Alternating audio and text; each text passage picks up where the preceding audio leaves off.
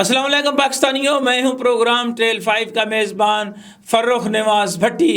और पाकिस्तानियों, अब चूँकि मुंतखब जमहूरी हवाले से मामलात आगे की तरफ बढ़ रहे हैं तो स्कैंडल्स भी जो हैं वो मुंह खोले खड़े हैं। जी हाँ जनाब, मैं सबसे पहले तो बात करूंगा मेट्रो बस सर्विस के हवाले से। मेट्रो बस सर्विस में जो बुनियादी तौर पर वहाँ पे काम करने वाला अमला है, और उस अमले के हवाले से मैं ये ज़रूर कहूँगा कि वो जो कंपनी है उन्होंने आगे से जो है, जिसे वो कहते हैं ना कि ठेके से ठेका अवार्ड कर दिया, तो MSM सिक्योरिटी गार्ड्स को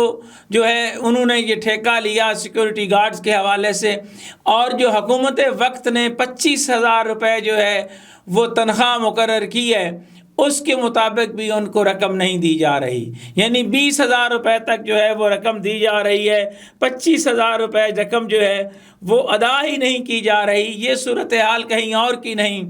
ये शहर इक़्तिदार इस्लामाबाद की है। ये इस मेट्रो बस सर्विस की है जिसका आगाज़ शहबाज शरीफ ने किया है। मैं तवज्जो दिलाना चाहता हूँ शहबाज शरीफ की इस जानब कि वो ख़ास तौर पर जो है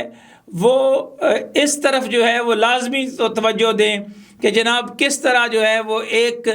आम बेचारा मज़दूर, आम सिक्योरिटी गार्ड जो है उसके साथ ये जो ज़्यादती हो रही है, और उस पर जो है वो ज़रूर उनको जो है वो एक्शन लेना चाहिए। डायरेक्टर ख़ास तौर पर जो है इसमें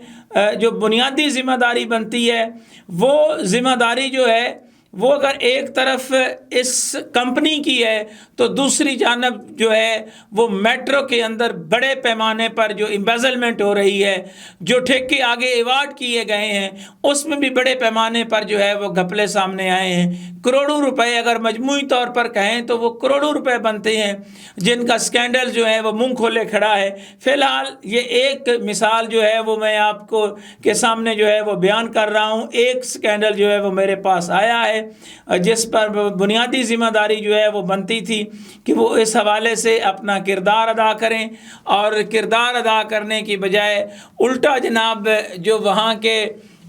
काम करने वाले हैं, वहाँ सिक्योरिटी गार्ड्स हैं, उनकी तनख्वाहें जो हैं उन पर ही है जो है वो एक तरह का डाका डाला गया है। उनको जो है वो चीज़ें जो हैं जैसे वो कहते हैं ना कि हम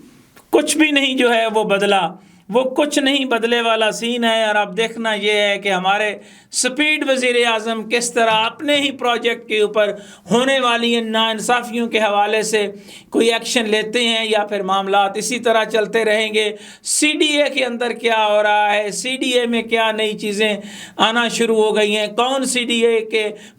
पूरे निज़ाम को तलपट करना चाहता है, और CDA के कौन से अफीसर साल हा साल से करोड़ों नहीं अरबों रुपए की जायदादें बना चुके हैं, उनकी एक लिस्ट मेरे पास आई है। उस हवाले से आइंदा प्रोग्राम में ज़रूर जिक्र करूँगा। लेकिन फ़िलहाल ये मेट्रो बस के हवाले से, ये मेट्रो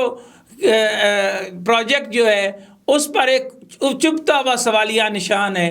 कि अगर हम 25,000 जो मज़दूर की एक इनकम बनती है, जो एक आम मज़दूर का हक बनता है, और ये सबसे मज़लूम कम्युनिटी है जो बेचारे सिक्योरिटी गार्ड हैं, इनके साथ तो ये एक ज़्यादती ये होती है कि सिक्योरिटी कंपनियां भी अपना हिस्सा उन्हीं से वसूल कर लेती हैं, और उनकी ज़िंदगी जो है वो यकीन जाने काबिल तरस है कि जिस तरह उनको जो है वो उनकी मेहनत की, हक हलाल की मेहनत की रकम से भी रकम की कटौती की जाती है। ये मैं केस सामने रख रहा हूँ, और इसमें मैं मज़ीद चाहूँगा कि मज़ीद कौन कौन लोग जो हैं इसमें बुनियादी तौर पर उनका क्या किरदार है, कि किस तरह वो इन्वॉल्व हुए, ये सारी डिटेल भी जो है वो मैं आपके सामने इंशाल्लाह लेकर आऊँगा। और उसमें जनाब इस कौम को ये भी हम बताएंगे कि इसमें कौन साहिबान हैं जो रिटायरमेंट के बाद भी अहम ओहदों पर तैनात हैं, और वो किस तरह गरीबों का हक खाकर अपनी तिजोरियाँ भर रहे हैं। कुछ भी जो है वो थोड़ा सा, जिसे वो कहते हैं ना कि ख्याल हो इंसानियत का, तो फिर इस तरह नहीं करते कि जो गरीब जिसकी अपनी तनख्वाह 25,000 जो उसका हुकूमत की तरफ से रखा गया है कि मज़दूर की आमदन है, उसमें से भी अगर 5,000 आप काट लेते हैं, और उस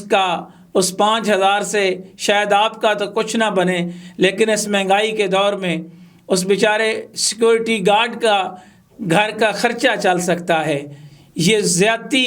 اور یہ دیدہ دلیری کے ساتھ زیادتی جو ہے اس پر جو ہے وہ وزیر اعظم شہباز شریف کو چاہیے کہ وہ ضرور ایکشن لیں، چونکہ میٹرو بس سروس ان کا منصوبہ ہے اور اس منصوبے میں پائی جانے والی بے ضابطگیوں کے حوالے سے ایکشن لینا بھی انہی کی ذمہ داری ہے۔ میں امید کرتا ہوں کہ شہباز شریف جو ہیں وہ میڈیا میں آنے والی خبروں کے بعد جس طرح متحرک ہوتے ہیں وہ ضرور اپنا کردار ادا کریں گے۔ فی الحال یہ وہ اہم ایک طرح سے خبر تھی جو میں آپ کو بتانا چاہتا تھا۔ اب سی ڈی اے کے آئندہ پروگرام میں اس اسکینڈل سے جو ہے وہ پردے اٹھاؤں گا